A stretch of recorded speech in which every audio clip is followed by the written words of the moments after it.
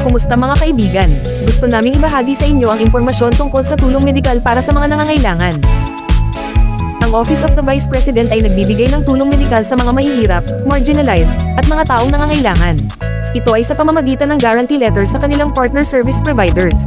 Para sa updated list ng partner service providers, government, private hospital, pharmacy, medical supplies, dialysis clinic, diagnostic, laboratory clinic at therapy center, mangyaring tingnan sa comment section. Sa mga nais mag-avail ng tulong medikal sa OVP Central Office, magparehistro lamang sa digital appointment system para sa isang nakatakdang interview. Ang link ay magbubukas tuwing Lunes, 8 AM para sa mga appointment sa susunod na linggo. Agad itong magsasara kapag puno na ang mga slot, kaya tagahan ang pag-register. Ngunit kung nais nyo namang mag-apply sa satellite offices and public assistance extension offices sa mga piling lugar sa bansa, pwede kayong mag-walk-in. Walang problema yan. Para sa updated list of satellite office and public assistance extension office, mangyaring tingnan ito sa comment section. Ito ang checklist of requirements and validity conditions.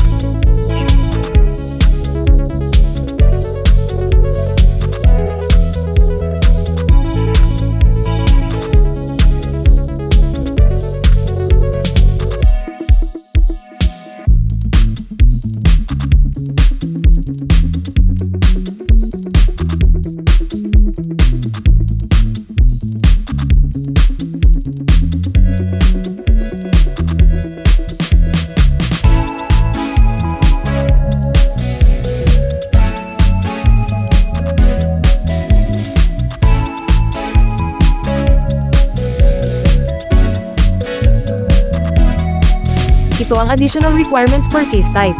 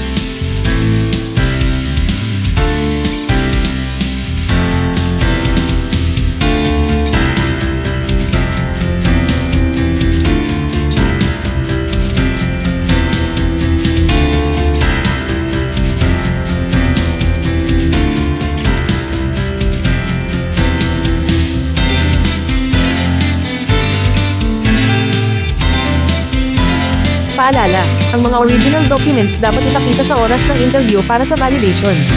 Maaaring humiling ng mga taga-proseso ng karagdagang mga supporting documents kung kinakailangan. Ang mga gastos para sa simpleng pagbubuntis, dental, aesthetic, at mga kaso ng sariling kapabayaan, halimbawa, pinsala dulot ng pagmamaneho sa ilalim ng impluwensya ng alak, tama ng bala habang nililinis ang ilegal na baril, at iba pa, pati na rin ang mga profesional na bayad ay hindi saklaw ng Medical Assistance Program. Salamat sa pagtutok, mga kaibigan. Sana'y makatulong sa inyo ang impormasyong ito. Huwag kalimutang mag-ingat palagi at magbigay pansin sa inyong kalusugan. Hanggang sa susunod na pagkakataon. Thanks for watching.